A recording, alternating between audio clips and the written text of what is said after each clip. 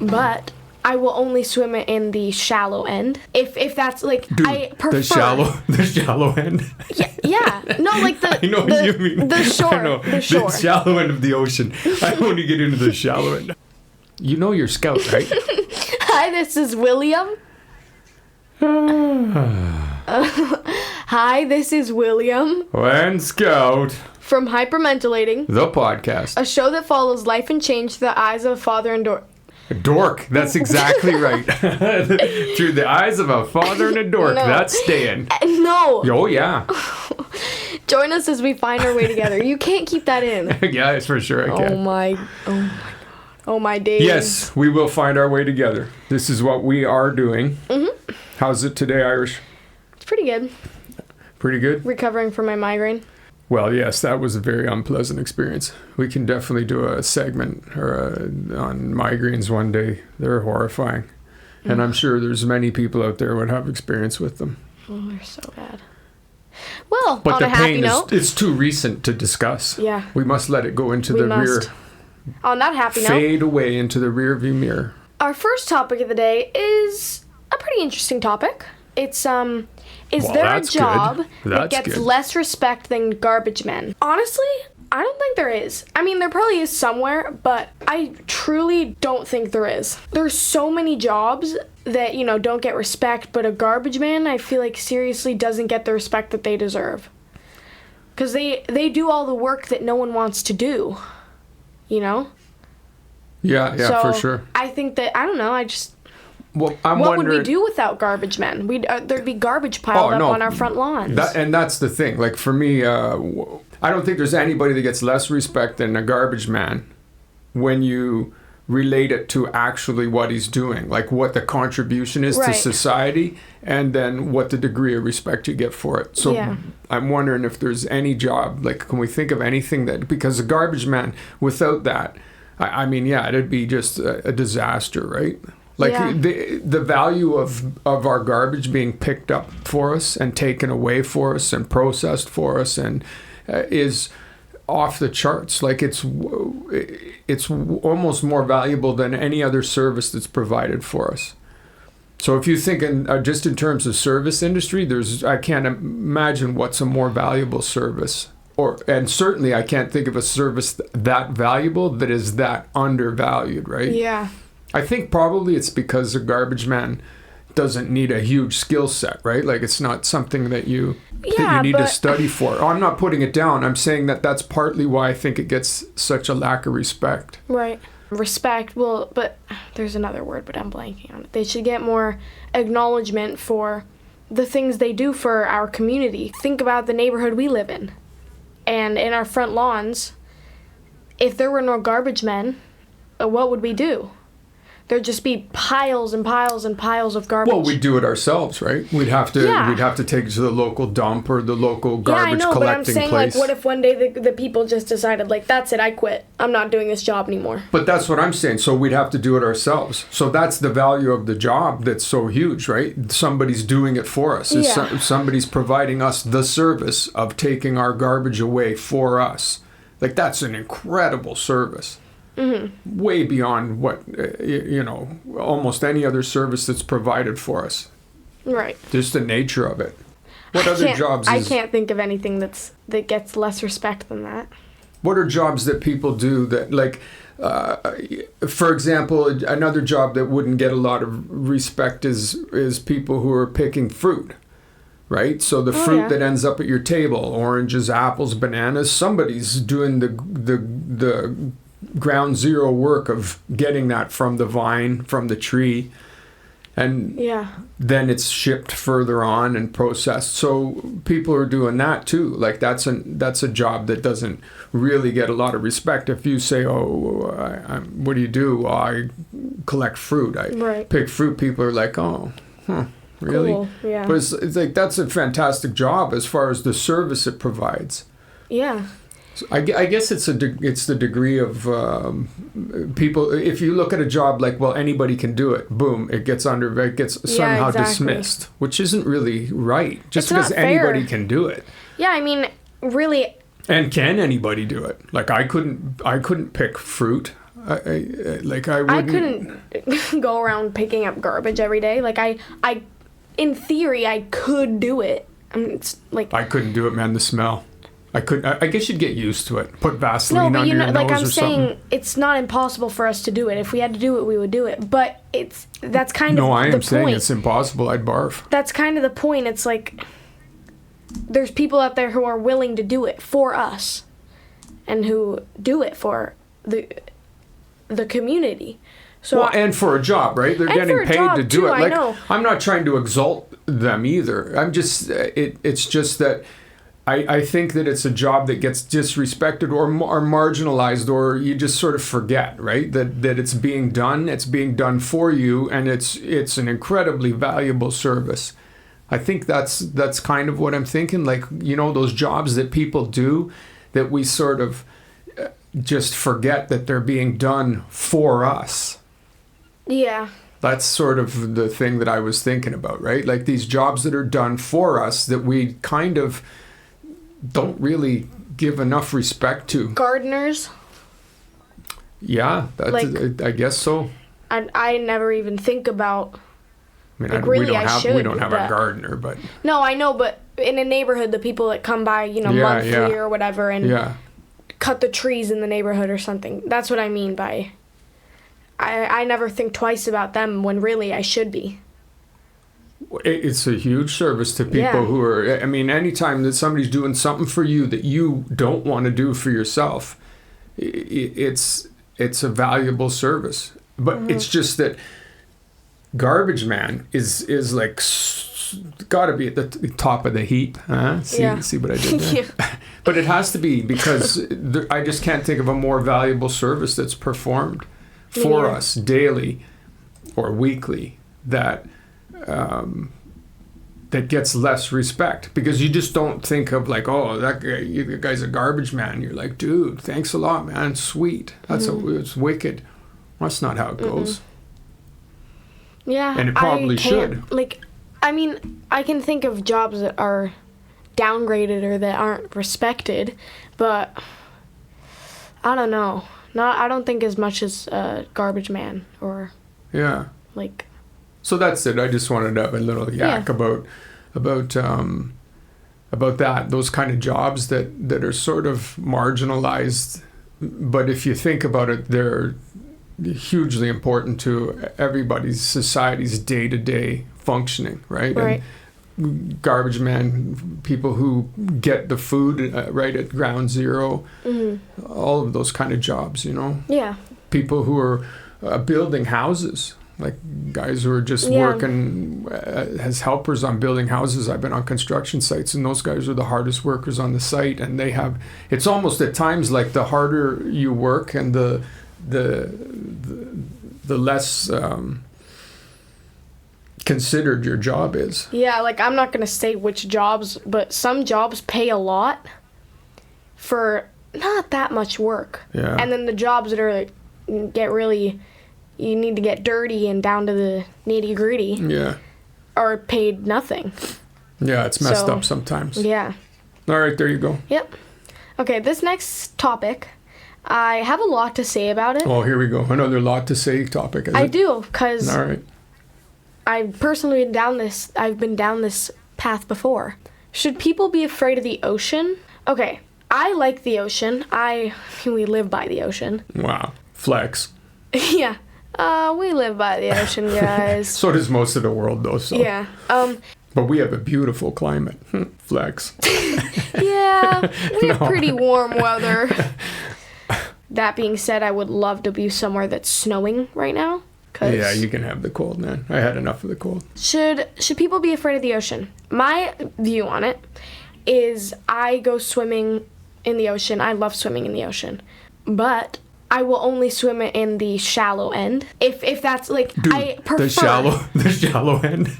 Yeah. No, like I know what you mean. The shore. I know. The shore. The shallow end of the ocean. I only get into the shallow end. Yeah. I know. I just stay at the shore because it's shallow. And even that, don't even get me started on jellyfish. You know what? I'm going to put that down for the. You know what? I'm not even. Okay. Yeah, there's lots of. I'm not going to get into jellyfish. There's lots of scary things can get into the shallow end. I despise jellyfish.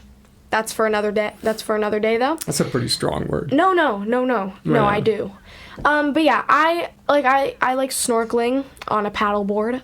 What about your arms and your legs? They're all in the water? No, I just have I'm a board on the board. Then your fingers are down there just looking like worms. No, I just dunk my head in. Oh, use your head for bait. But yeah, I'm fine with swimming in the shallow end. It's okay in the shore. Because I don't know, it's satisfying, it's fun. Not during jellyfish season. Never during jellyfish season. Because one time I was on a boat ride, and there in the ocean were man-o-wars. Just like right there. I'm not even kidding, like 6 of them. 6 of them just in the ocean that we were swimming in. So yeah. Yeah, I mean, should people be afraid of the ocean? I think there's reasons to be afraid of the ocean, yes. I think this is a bit of the other episode that we were talking about, irrational fears. Irrational fears. This definitely falls into the rational fear category, because once you've walked in once and been stung, or you've seen what's out there, you definitely have to, there's a part of you that has to be thinking, okay, there's some dangerous things out here. Man, I've been swimming a couple times, snorkeling, and I've seen eels. I've seen pufferfish. I've seen lots of other things. Yeah. Nothing is worse than getting a jellyfish swum up your bathing suit, okay? Okay. No. There is nothing worse than that. All right. Jellyfish are the worst. There's people out there listening that are thinking that they've probably had things happen that are worse. Oh, for sure. But yeah, no. Should people be afraid of the ocean? I don't think they should be afraid of the ocean. That sounds disgusting. It's so painful. Yeah. Yeah, they don't. I've been stung by them. They're not. It's not fun. Should people be afraid of the ocean? I don't think they should be afraid of the ocean, but I think there's reasons to be afraid of the ocean. Definitely. I think you should be respectful of you're going into somebody else's neighborhood. Yeah, exactly. You know. And there are things that can mess you up. Toot sweet out there, no question. Every time you get in the ocean, I want you guys to think about the fact that we have only studied around 5% of the... No, 15? I don't know, man. It's small, though. Yeah, we've only studied a small percentage of the ocean, so just know that there's many creepy crawlies out there that we have no idea They're still finding stuff on the regular. Yeah. I think that being afraid of it's probably unnecessary, but if you are, then just don't go in it, I guess. Because if you're afraid of it, you have reason to be. Yeah. But it's so unlikely that anything will happen. Like all of the years of diving, exactly. There's sharks down there. Like I never heard of anybody personally be attacked. Sure, people got stung, sea wasps at night sometimes. Like there's definitely things Jellyfish. that happen down there. Accidentally brushing on fire coral is a heinous experience. That lingers for days and weeks sometimes. Like there's all kinds of things down there, but in general, you're not gonna come to any great harm in the ocean any more than you are anywhere else. You're probably a lot safer than you are than walking around some dingy part of a town at 3 a.m. You know. Yeah, I mean. You always think of like when I worked in the woods too, right? The animals are there. It's their home. The ocean is the fish's home. It's the shark's home. It's not yours. So you imagine if you were sitting in your living room and a bear ripped through your living room while you were watching TV. You know, it wasn't just went through one door and out the other. You'd be like, whoa, man, seriously. Like it would freak you out. Well, that's what we are. Yeah, exactly. We're the bear in the ocean ripping through the living room. So most of the creatures in the ocean, they sense us coming. We displace so much water. We make so much noise. They're gone. There could be 25 different varieties of creature in a patch of water that you're about to go and snorkel in. As soon as you dip your toe in the water, they're gone. They're all gone. I know a beach it's around here. And it's beautiful, clear water, like white sand. It's so pretty. But I hate swimming in it because of the stingrays. There's so many stingrays in that beach. So every time I go, I'm either on a floaty or... Yeah. Like you know how you're supposed to drag your feet so that the stingrays can feel you coming? And so that they have time to scurry away. Because if not, they won't feel you coming and they'll jab at you. Well, yeah, I mean, they will, but it's bad jellyfish. luck. It's bad luck, though, I hate Irish. Jellyfish. Oh, 100%. Like any damage that occurs to you in the ocean is almost entirely just bad luck. You've just startled something. You've come across that one dumb jellyfish that didn't know how to get out of the way, or that one stingray who didn't know that something bigger than it had entered the water. Like, no, it's most bad of luck them are gone. for sure. So, yeah, to come back around to the original question, should people be afraid of the ocean? I don't think you should be afraid of the ocean, but I can understand being afraid of the ocean because I don't particularly like being in the ocean. Yeah. It freaks me out. So, do I think I should be afraid of it? No. But it's reasonable to be afraid of it. Respectful of it. Like, to me, you're afraid of something that it might be intending to cause you harm. That should evoke in you fear, right? Mm-hmm. The ocean does not have any intention to cause you harm. So if a combination of your stupidity or lack of awareness and the ocean's stupidity and lack of awareness collides and you get hurt, that's possible. Mm-hmm. But it's not likely. Yeah, so no, I don't think you should be afraid of the ocean, but it's reasonable to be. Yeah, definitely. Okay. Actually, for our segments, we have some pretty good ones planned. Cage scale. We got a cage scale coming up. Yeah, we sure do. Now, this movie. This movie I am very passionate about. This movie is my entire world. This movie is my earth cake. You wanna ask me about some facts about it? I'm the person to come to because I will know a lot of different facts. Your questions. I'll know a lot of different theories. I know them all. So feel free to comment on, Would you say that you're more of a Coraline? This is going to be about Coraline, right? Mm-hmm, Would you say you're more of a Coraline expert or a Hunger Games expert? Okay. I've been watching Coraline since I was probably five or six. Yeah, at least. This movie is my most favorite thing ever. It's scary. It's not, not anymore, it's not, but it's a pretty creepy movie. Oh, it's disturbing for a little kid, for sure. But it never freaked me out. I've always loved this movie. The button eyes, man. It's amazing, though. The button eyes, though, they're disturbing. On the cage scale, honestly, probably like an 8 on the cage scale. Like if there was a live action, he would definitely think about being in it. Yeah, I'd go along with an 8 on the cage scale for sure. On the movie scale, this breaks the scale, okay? This is a 12 out of 10. So if you want to watch some weird, freaky little cartoon, this is the place to go. Okay? Yeah, this is the place to go. Because, I'm going to tell you the basic storyline of the movie. The basic stuff.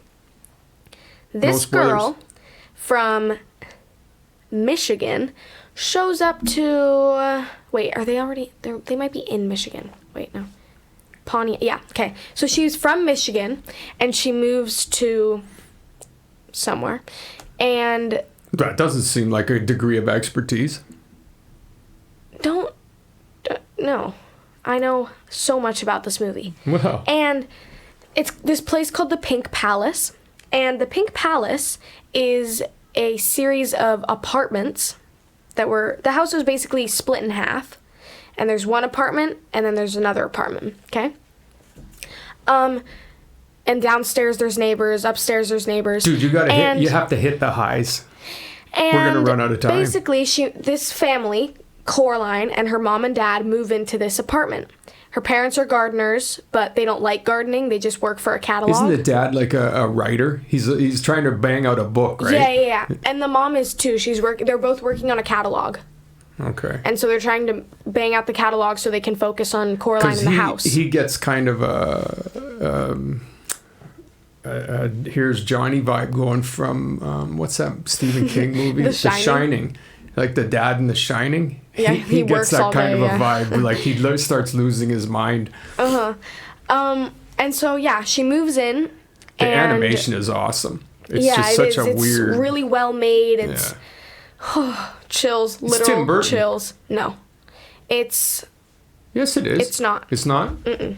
I thought it was Tim Burton. It's got a Tim Burton vibe. Because I know my Tim Burton movies too. Yeah, it's got a Tim Burton vibe though. It's really good. It's really good. So basically, fun. yeah. So like It's I was fun. saying, they move into this house. Henry Selick. That's who produced it. Directed, I guess. Okay. And so they move into this house. They're getting comfortable, but one day Coraline gets bored. She's like, "Hey, what do I do?" Her parents are both working, and they're being zombie-ish. And so her mom, she's like, "Hey, I'm going to go out and garden," but her mom was like, "It's raining." So she goes outside, and she's looking for a well. And she comes across this boy, and she's like, "Who are you?" He says, "Oh, my grandma rented out the house to you." And then he says, "Well, I'm surprised because she doesn't usually let little kids move in." And then Coraline says, "Oh, why?" Because the grandma's sister went missing a long time ago in the house. So, long story short, she goes back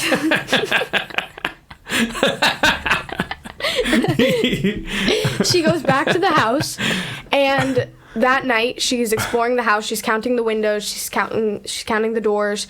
And then the boy that found comes to her house and drops off this doll that looks just like Coraline. She's like, "That's really weird and creepy," but whatever. She takes the doll around the house with her. She's taking notes of the house, and she comes across this little door. So she asks her mom to go and unlock it for her.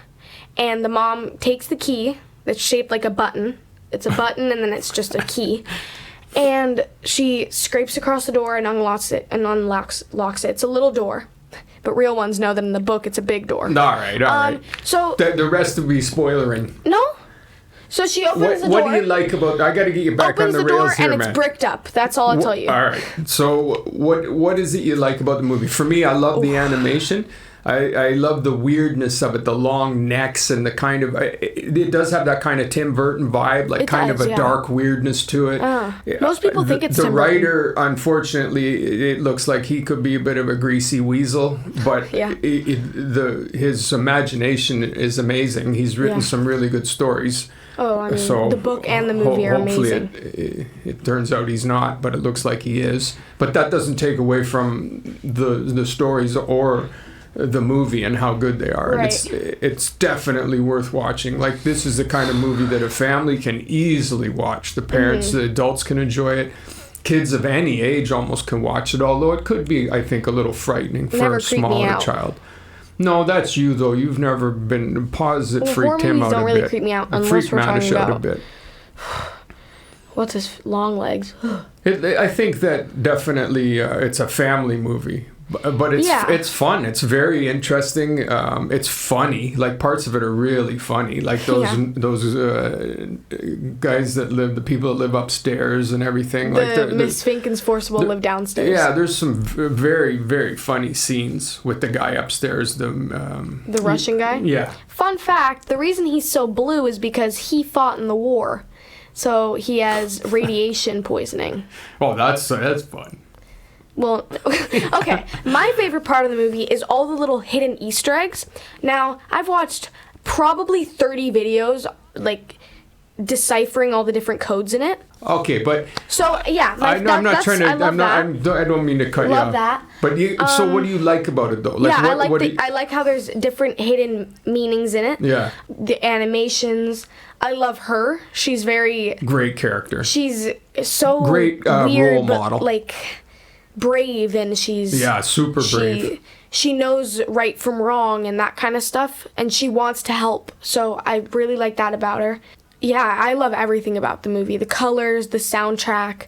The soundtrack is creepy. Great movie for kids. You just made me think of that. From that perspective, she's a very her adventure and the way she handles things and the way she goes about her business. She always wants to be outside. She wants to play. She wants to, I love it. And there's a kind of a sweet little relationship that she has, friendship she has with that other kid. The boy. She tries to be all cool, but clearly she likes him. But it's very sweet. Like it's very, the whole thing's very age appropriate. Really well written. It's an engaging story. Really good. Totally worth watching. And definitely an 8 on the Cage scale. An example of... This is the smallest Easter egg in the whole movie, but an example of it could be when she's in the other side. You'll get it when you watch it.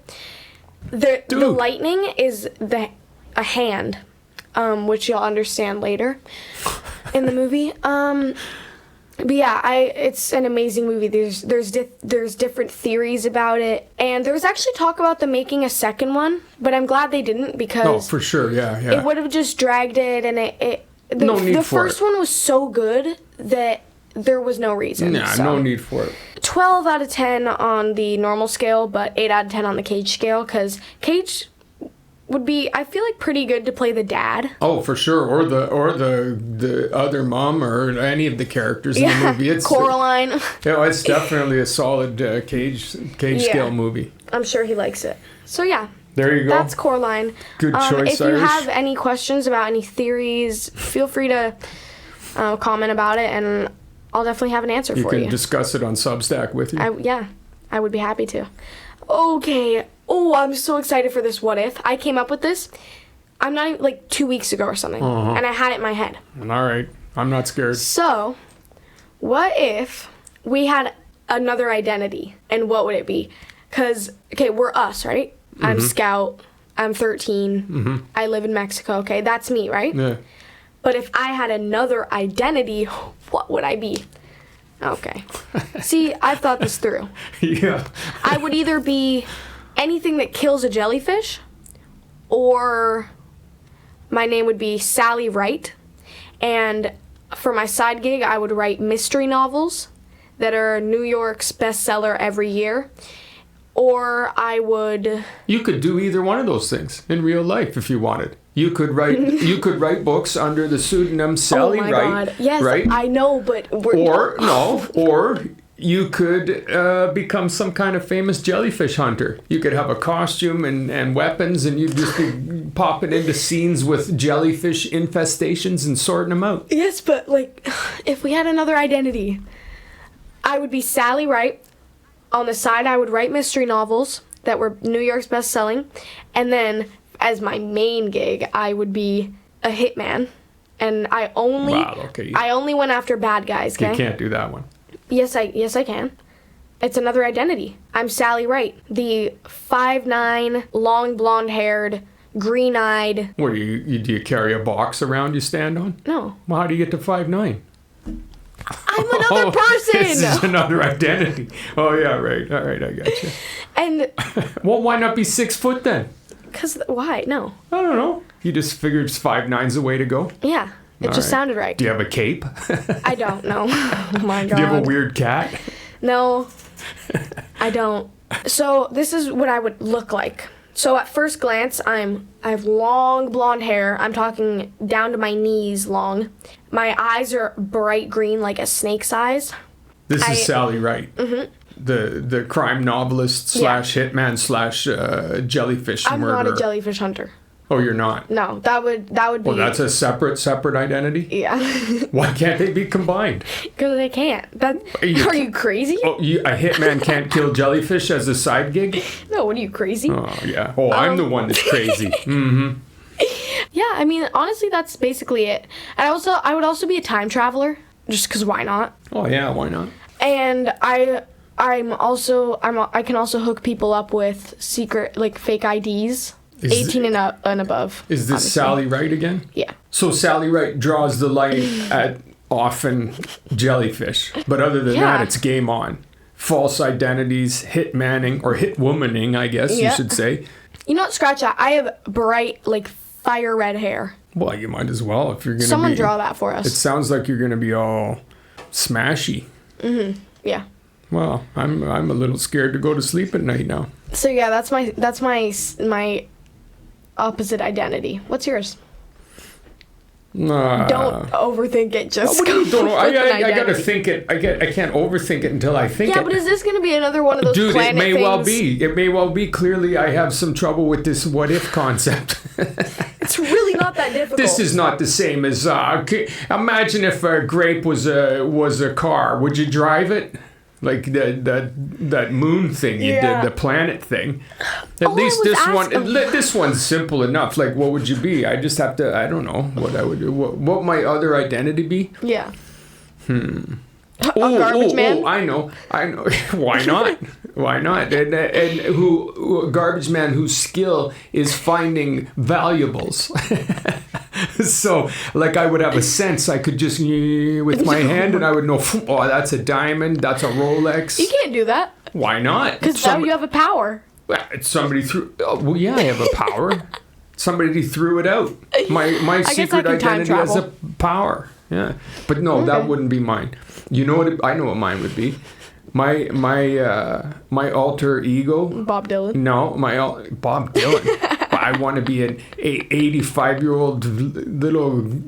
No, I don't want a grouchy old man. No, sorry, Bob, man. I actually think he loves you. Yeah. I don't know what he's yapping about. He loves your music. As a writer, you're the biggest influence on me. Yeah. Just in case he's listening, which is unlikely, but you got to cover all your bases. Yeah. It's kind of like a religious thing, right? Taylor Swift. Whether you believe in God or not, you need to pray sometimes. Yeah, exactly. So my alter ego would be a dude who can change into any animal. Mm-hmm. Okay. Yeah. Wait. You should have done that for your power one. We had a power what if. What power one? These have to be What power one? What was our power one? No, never mind. What do you mean realistic? What if you had a power? How would you use it? What'd you just say? That was a different thing. This is an alter ego. My alter ego. Okay, fine. You turning into a bird doesn't give you a power except for turning into a bird. It means I could fly, or I could be a cat once in a while, move like a cat, or if I wanted to swing around in trees, I could be a monkey. That's my alter ego. Your alter ego's going around wreaking havoc and is some kind of deranged mental case. You draw the line. The bad guys. Only bad guys. Who's the arbiter of who's the bad guy? Didn't think that through. That's who you're gonna believe. No, I get calls sent in from people who listen to the podcast who say, well, they could be just hooking up there. They could be like, oh, this crazy chick, should you just give her a name and she goes to town?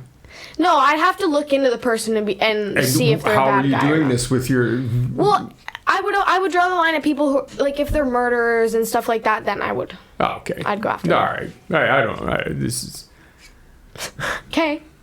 So that's your alter ego? I'm learning that your aspirations in your dream world are maybe a bit untoward. What does your alter ego look like? Well, he looks like whatever animal he turns into. No, but before that. What do you mean before that? What does it matter what you look like before you turn into a tiger or a monkey or a shark? It's just for the sake of it. Well, what does it matter? I could look like anything. I could look like a chair.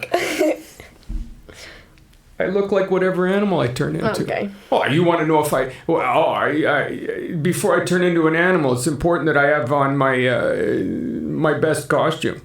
Yeah. No, I'm going to be an animal. So my dude, he probably walks around wearing not very much most of the time. He doesn't want to interfere. Whoa. Well, you're going to turn into an animal like the Hulk. I'd have some Hulk-like stretchy underwear so that whatever I turned into, it would just stretch into that shape. And then when I turn back, it'd go back. That's not weird at all. Well, it's not weird. It's making it PG. You just said I would have some stretchy underwear. So like I prefaced it with saying like the Hulk. So everybody knows when the Hulk hulks up, he's not running around naked now. Nobody would want to see that. The big green naked smashing machine. Doesn't he have purple cutoffs? Purple. Yeah, his clothes are some kind of special stretchy clothes. He does. He has purple cutoffs. Yeah, they stretch out with him. They're not cutoffs. They start out as pants. They start out as pants, and then he turns into the Hulk, and then they turn into cutoffs because, you know, the Hulk is much bigger than Bruce Banner. Cutoffs are cutoffs. Is this your first time running into the Hulk? The guy, he's got a whole backstory. I'm just doing a dad right now. All right. Actually, we couldn't live on that planet because it's a gas giant. Well, we couldn't. Oh my God. We got all kinds of people writing in agreeing with me. None of them agree with you. We don't have people writing in. Every single one of them was like, dude, I understand completely what you're saying. Your kid's, she's whack when it came to that whole discussion. No. Yeah, I'm sorry. I tried to keep them from you because I know you're fragile. I'm not. All right. What do you think? I think that was a pretty good episode. I talked about one pretty good thing today. Coraline. Yeah. I love me some Coraline. I'll definitely be watching that this week. Mm-hmm. Probably like 3 times. All right. All right, I love you. I love you. Next time. Next time.